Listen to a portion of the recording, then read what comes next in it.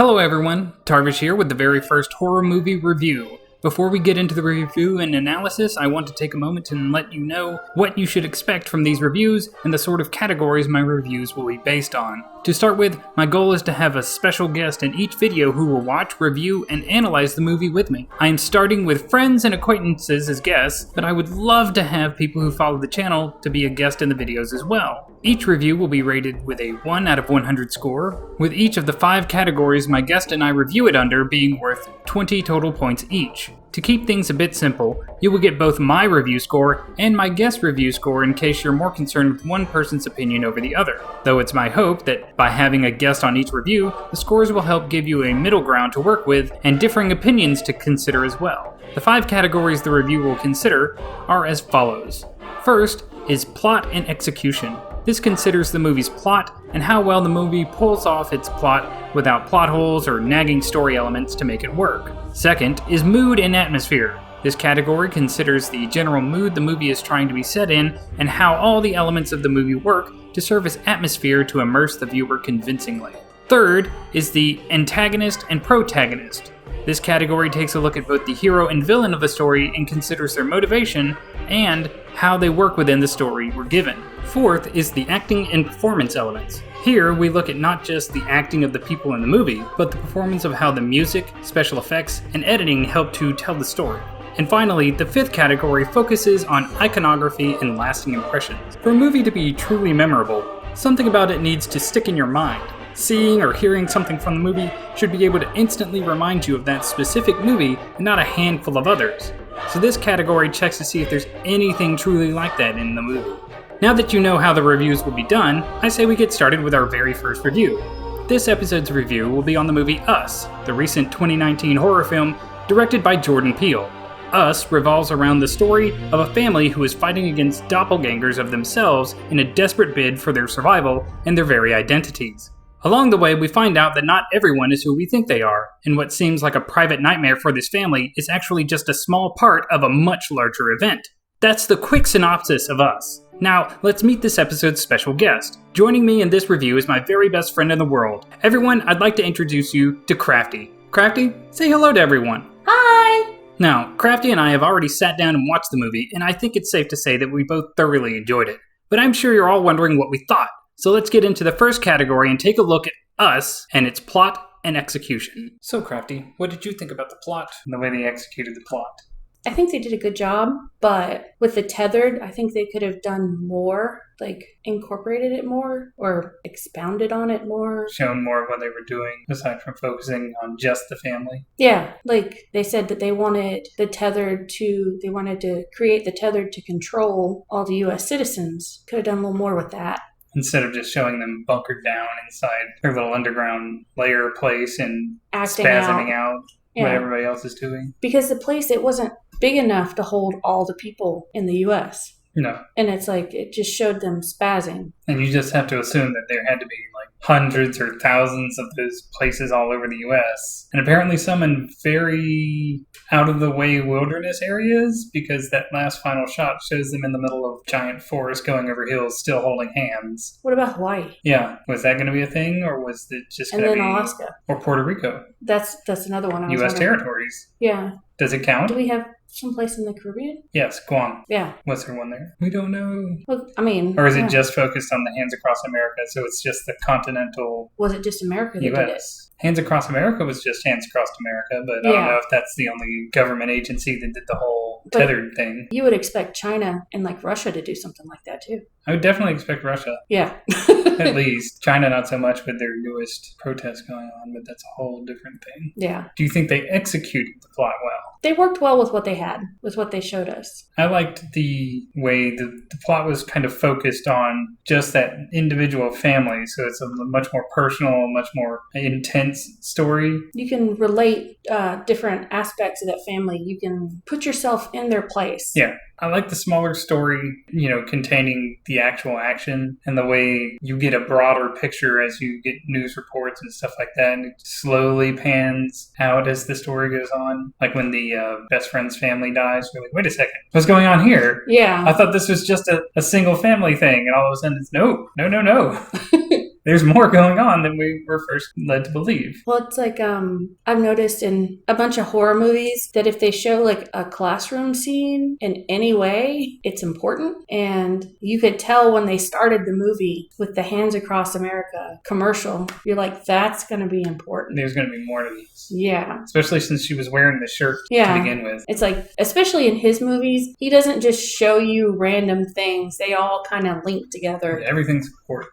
Yes. Everything has something to do with something. Well, that's in a lot of horror movies, too. They like to do that. Yeah. So, on a scale of 1 to 20, how would you rate the plot and the way the plot was executed?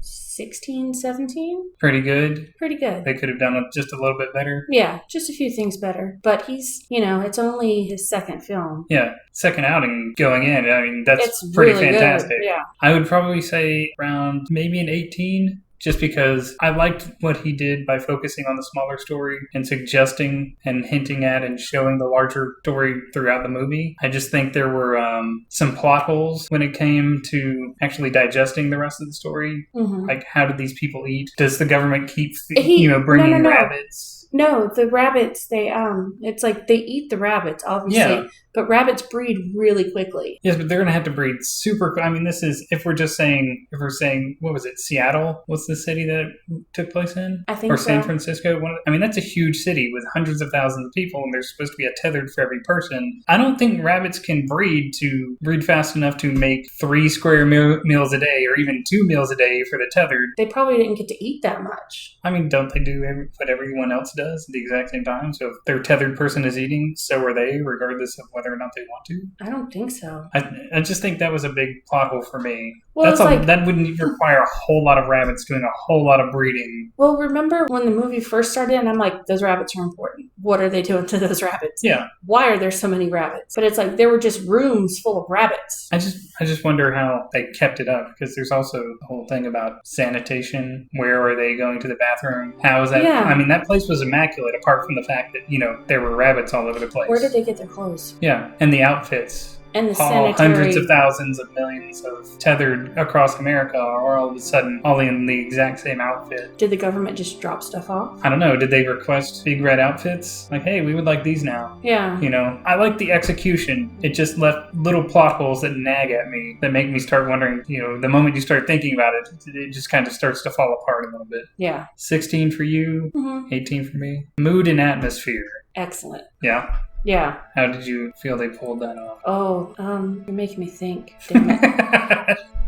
It was just, I liked how at the beginning it's all bright, sunny, and you have this happy family. They're on vacation. The mom's freaking out a little bit. You don't know why, but you can kind of see hints of darkness. And she really doesn't want to go to the beach. And because I guess that's the beach that she was. Yeah, that's the beach the tragedy happened on. And it's just it goes from brightness to slowly it gets darker. It's more intimate. I liked that they did start out, it's pretty much a horror movie trope where everything starts out perfectly fine, perfectly okay, and it starts to get bad, but them starting out with the incident that happened when she sees her doppelganger at first, and then fast forwards all those years to where she started, they drop little hints about things that will come into play during the movie just in their casual conversations, between the two dads. They're talking about the boat and oh, you forgot the flare gun. I knew you'd forget the flare gun. Then the wives are talking about,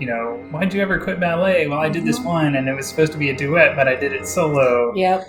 And then there's just too many coincidences that she's seeing throughout the day for things to happen. She kind of feels that this is really starting to happen.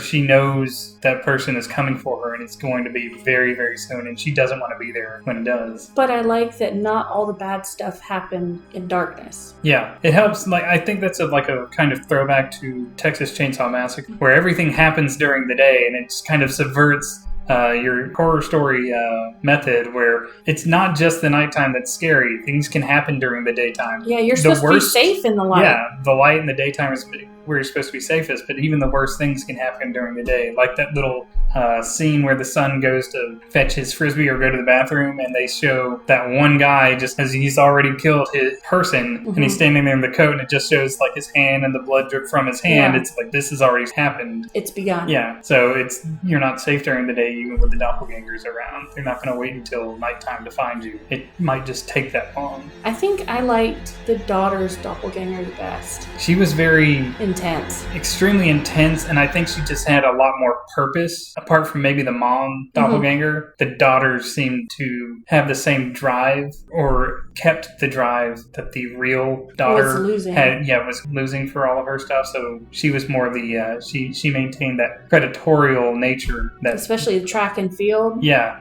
where you knew that was coming into play because they mentioned it. The daughter mentioned track and field, and then the parents mentioned her being giving up on it. And then it's like the sons, I think they could have got along. Most likely, they seemed like after he understood. Yeah, he understood the whole nature of the doppelganger, and he really, used it to defeat his own doppelganger in the end. I like the way that they used a lot of their set pieces. Like, instead of just having the family attack or things happen outside, scratching at the walls or the windows or people appearing, it's literally just there's a family standing outside, and they show that silhouette against the blue backdrop lighting of the street, that they're all holding hands, and like that's the family unit. It's not like four individual people coming for you at the exact same time. It's a single family unit that's coming for you all at the same time, working together. But they all look to the leaders, the mom. Yeah. And it's like she's not afraid to sacrifice the pieces. No, she's not. She's the person playing chess, and everyone else is there. You're a pawn. You're a piece that I can lose if it means that I can get my goal. Because she sacrificed the son. Oh yeah, she sacrificed the son to do that. I think she knew she was sacrificing Abraham, the dad. I think she knew she was sacrificing him by sending him off out to try and take care of the real dad. Yeah. And the way she delivered her lines when she was in the evil version of herself was super creepy. They had to do something to her throat just to be able to stay in that voice the entire time. At the end where they were showing cutscenes and stuff, it's like when she was in that character, she stayed in that character the whole time. Yeah, even when they weren't filming. And the people on the set just said that you could feel the coldness. You could just feel it drop. Which is really good. I think that's awesome that you're that dedicated to a role that you can do that. And you could tell. I think some of the moments that were my favorite, like the 7-second slaughter of the friend family. Yeah. I like how they literally timed it and it came out to exactly 7 seconds. Yeah. How coordinated that ended up being was awesome. And I love how it shows exactly how fast something bad can happen with really nothing else happening to stop it. Like, that it went on. No one's aware. No one could stop it in that amount of time. There's nothing they could do. It was just too well planned out. And it was just a tragedy that just like that. Well, that's why I have a hard time watching horror movies where it's people. People are the villain, because that's the scariest thing to me, because it can happen. Yeah. And it's not supposed to, because you're supposed to be able to empathize with other people, and some people can't. I think that's really what makes Halloween with Michael Myers, I think that really makes him work, because it's set in a very small town where everybody knows everybody. Nothing bad really happens, and all of a sudden this person shows up and he just starts killing people with no remorse, with no sound, with no empathy. You can't connect with him. Yeah, he's just a monster. And that's even how his therapist, refers to him. He's just a monster. He's a devil. There's nothing human about him. I think that's what makes him work, and I really think that's what makes the Tethered work. Yeah, because they're not people. They want to be people. Yeah, it said that there's one soul. Yeah, and I guess they're saying that the soul has all your goodness and your humanity, and and all the Tethered are basically husks that mankind managed to create, but they're not actually people. So to become people, they have to, kill their doppelganger. Yeah, kill the real version of themselves. And I thought it was interesting that they would take the clothing of the people that they killed and put it on as if it's like, now I am this person because I'm wearing what they wore and I'm taking over their spot. Mm-hmm. I think the doppelganger friend family reacted to the real version of the main protagonist family coming in there was interesting. Like, the dad still went after the dad. Mm-hmm. The mom still took the mom, and the kids had to deal with the kids. And I remember you saying that it was probably one of the best scenes in the entire, almost any movie that you've seen for a while, when the daughter actually started like beating the crap out of the other, like the doppelganger girls, and kept like not, double tapping. Basically, she made sure that she stayed down, and once she was down, she made sure that she wasn't getting back up. I always hate that in horror movies. It's like you have this relentless killer, and you're just gonna smack it once? No, it's like, unless it's decapitated, set on fire, and you can pee on the ashes, I don't trust it's dead. Yeah. And even then, I'm going to question it. I think also the way that they added a little bit of levity just in between these like really hard scenes helps with the mood, because it like brings you back up after you're like, oh my god, all this horrible stuff happened. Yeah. These people are going to people. The people literally just like slaughtered this entire family, and then it's just like, fuck the police comes up on their media drive or their own version when of she's Alexa. Like, call the police, and it's like, play fuck the police? Okay. And it does.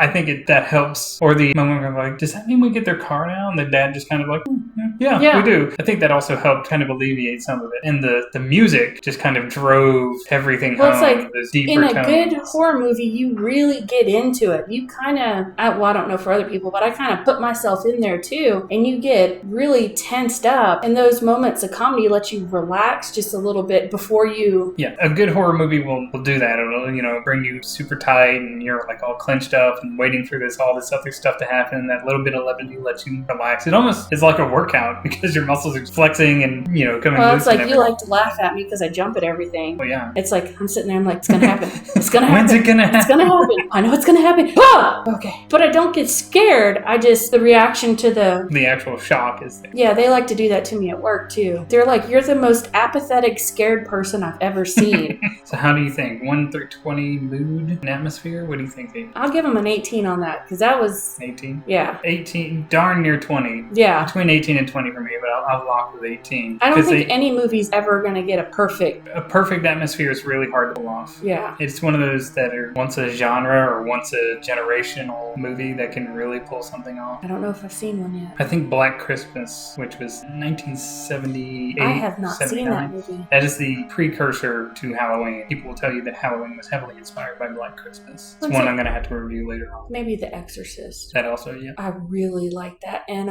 I think it's an old movie. I think it's called Gaslight, where the husband makes the wife think she's crazy. Yeah. And the movie, that's like my all-time favorite. So, antagonists and protagonists. How do you think they pulled these off in a good way? I was really amazed because it's the same person playing two roles For everyone. Yeah, really. and just how they could turn it on and off. I think in the end, when they reveal that, the protagonist mom, quote unquote, the mom that you go throughout the movie rooting for is actually one of the doppelgangers, one of the tethered. But you could tell throughout the movie. Yeah, you got little hints, but the very end one, like that very end scene kind of like locked it in like, oh yeah. Especially the son knew. Yeah, but I think the way that they did that kind of turned protagonist and antagonist on its head. I think the entire movie actually did that because the tethered, they're doing what they need to do to try and be free, to try and, be themselves, Kinda be like an the actual underdog. person. Yeah, and the quote unquote,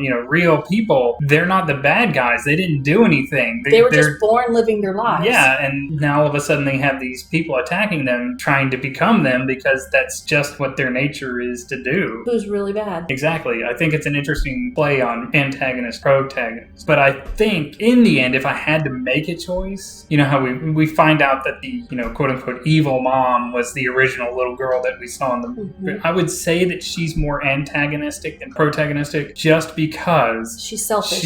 She's selfish and she's willing to sacrifice her family to get what she wants. Whereas the tethered, person who we thought was the good person throughout the movie, we find out that she's more of a protagonist because she's selfless. Everything she's doing is to protect her family, protect the life that she's managed to build. Though she did manage to build it out of the same reasoning that the tethered are coming out now, I think in the end I would say she is more of a protagonist just because she's the one keeping everybody safe. She's always trying to think of how these people are going to do these things throughout the movie and how they can survive. Yeah. But I don't think there's no clear cut. Apart from them, in my head, I don't think there's a clear cut, these people are good, these people are bad. Yeah. These people are, like, one side's trying to come into their own, and one side's trying to survive what they see as just some random attack from nowhere. Your thoughts? That's pretty much it. It's covered in death. Yeah, I mean, it was well done. One of those things that makes you think. Yeah, I don't like that.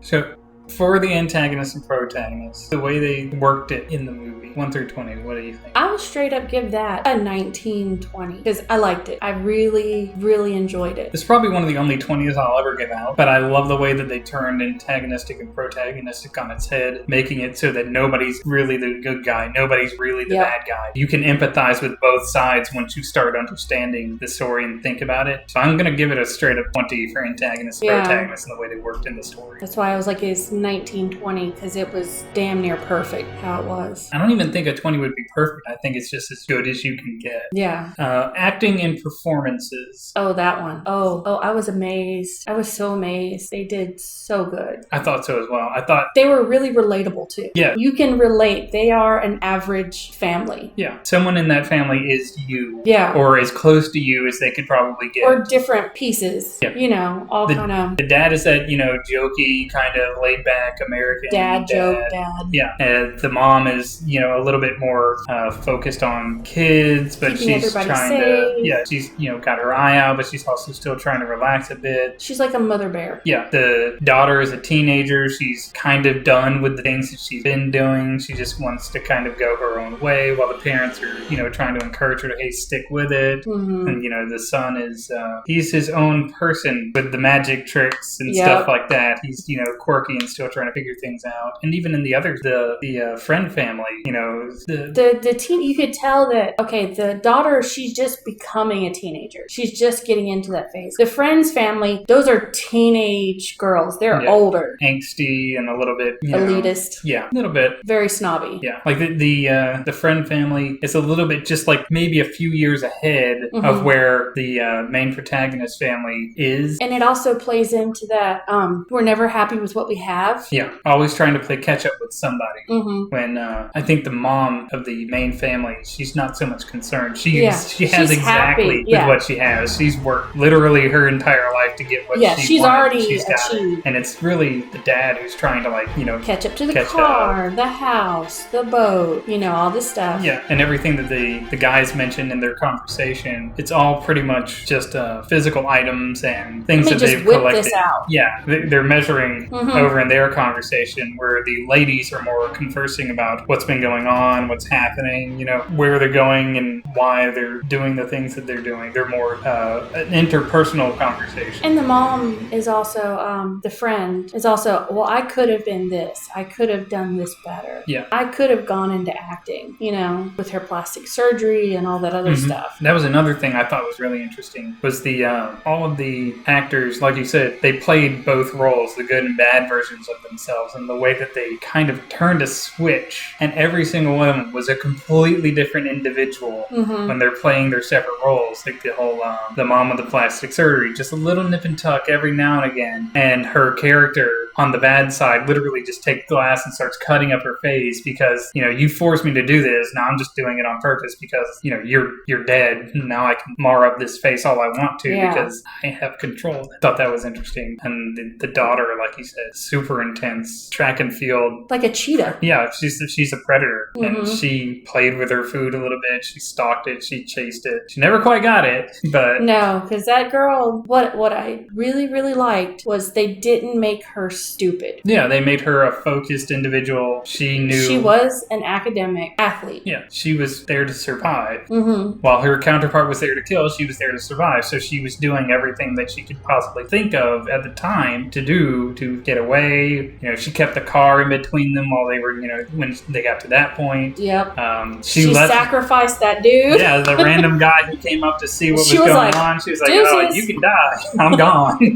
That gives me distance in between me and this psycho. I'm getting distance in between me and this psycho. Yep. And how she, whenever they went into the house and she noticed something was wrong and she looked for a weapon. Yeah. And her little brother followed behind her. He's like, oh, she has a weapon. What can I grab? She has a big fire poker. whatever works. Mm-hmm. I like the way the brother, being his own individual person and his, quirkiness, started to figure out, hey, if I want him to do this, he has to kind of do this. He started raising his hand, moving the mask, and in the end, took down his own doppelganger by super hardcore move, by the way, forcing him to back up into a bunch of car flames. That was... You're just like, damn. I mean, that took some mental That's strength gonna leave a right little there. trauma too. Yeah, it's like, I'm gonna have to kill this guy. I know exactly how to kill him. I'm gonna force him to walk into these flames, and then I'm just gonna stand there until he drops because he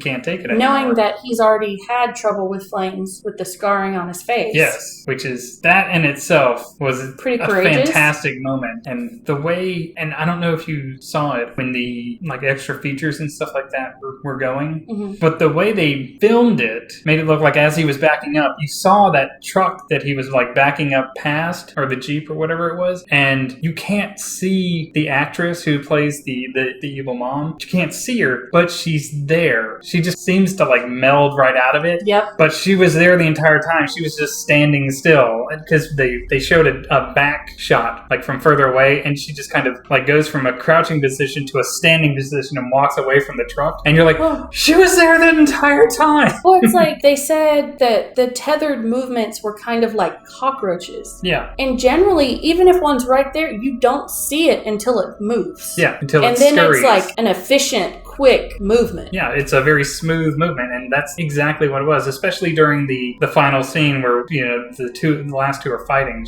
The one who was originally a tethered has learned to move and act like a normal person, while the person who was originally a normal person has learned to move and act like a tethered, so her movements are very smooth, deliberate. But she has both. Exactly. And it's just one of those things where it's crazy when you watch the choreography throughout it. And I like that the director learned how to mimic her voice so that while she was filming her normal person scenes and had to interact with her tethered counterpart, you're hearing the director do that. So for acting and performance, I'm gonna give flat out 20. It's one of the few that I would probably give a 20 to as well. The way that they switch their characters on and off for a while almost made me think that they were different actors. They were just really solid lookalikes, or maybe they used different people and then prosthetics and CGI to really sell it, but it's the same people. Yeah, I mean, they had to completely change their movements, the way they hold themselves and their bodies, the way they, everything. And how they did the makeup and everything, where it's just enough to give them a little bit of sallow skin, sunken eyes from no sunlight. Exactly. I think it's going to be a 20 for me as well. This was a fantastic job of a very small cast playing two different roles, and if you didn't know any better, you think they were just really close lookalikes. I think they did a fantastic job there. I do have to say that on the Friends, I like the twins' tethered versions more than the normal versions. I can see that. They were a little bit more intense, and they were a little bit more jovial about what they were doing, even though what they were doing is mass murder. Yeah. I also like the mimic Jurassic Park scene. Yeah. The Velociraptor scene. I was like, I know that scene. That's one of my favorite scenes. So, iconography and lasting impressions for the movie. Things that if you see it, you're going to think of that movie, like the Michael Myers mask, the Freddy claw. Is there anything that The Jurassic Park scene. Is there anything from the movie itself that, if you just see it out and about, you'll think us? Those scissors. The big, hefty metal, cloth. Those are sewing scissors. Yeah. Those are cloth scissors. Yeah, that'll do it for me. I think the scissors, and I think the red jumpsuit will do it as well for me. Just because it's one of those things where, you can recognize the Michael Myers mask. But even if you don't see the mask, if you just see his blue, jumpsuit, that's Michael Myers. If you don't see the claw, but you see that red and green sweater, that's Freddy. Well, it's also the glove holding the scissors made me think of Freddy. A little bit. Because if you hold those scissors normally, it's like his claws coming out of the glove. I think that might have been just a slight homage to Freddy in the just slasher the genre. Jumpsuit? Yeah. The jumpsuit, I think, primarily its red color was to stand out somehow against the darker background of the film during the nighttime phases, which worked really well, and then make them really jump in the lighter, like the friend's house scenes and stuff like that, where everything was really bright. They still really pop and grab your attention from all the normal stuff going on over here. This person's right here, and you know it because they're in a bright red jumpsuit and grinning at you like a psychopath. Even in the bright red jumpsuit, you don't really notice them until they twitch. Yeah, until they move. And then it's, I'm here. Yeah. But that's, I think, one of the best parts. I think I know they wanted the mom tethered to be like that villain that you always sort of remember, but I don't think she was the one I'll remember. And I don't think the son will be the one I remember either, even though he has like the mask that make people like, usually people remember masks. It's going to be that daughter's smile and that pure predatorial like expression she has on her face. I think she's always going to be the tethered that I remember. And I mean, don't get me wrong, I love the mom. Yeah. Her acting was phenomenal. Absolutely. I mean, even as the tethered, but it's like her daughter as that predator. She sold that part. It was very feline, alpha cat, just she enjoyed being what she was. Yeah. I mean, their characters were night and day. Yeah. I mean, you could tell like Abraham, he was doing this because she wanted him to. Mm-hmm. He was just frustrated about being, what he was. And even what he did, he didn't seem to kind of want to do it. He just knew he had to do it to kind of claim his place in the world. The kid was just like, the kid was almost nothing more than a pet or a dog. It's very animalistic, but it's not like, a conscious, purposeful animal nature. It was just, that's what he was basically degraded down to after all the stuff that happened to him. Mm-hmm. The mom is just in it for the vengeance. She doesn't really care. She's just super focused. But the daughter seemed like she just really enjoyed that place. Yeah, she wanted to be what she was. She enjoyed being that predator. She enjoyed chasing. She enjoyed attempting to kill her. It was just a sheer pleasure, and it showed. Yeah. Like, she was exactly what nature made her, and she just embraced it. Yep. I think she'll be always the one that I think of. But that slick back hair. Oh, yeah. That also helped with because her face was super smooth, too. She didn't seem as, sink in her cheeks or anything. They did her eyes. Yeah, her eyes were,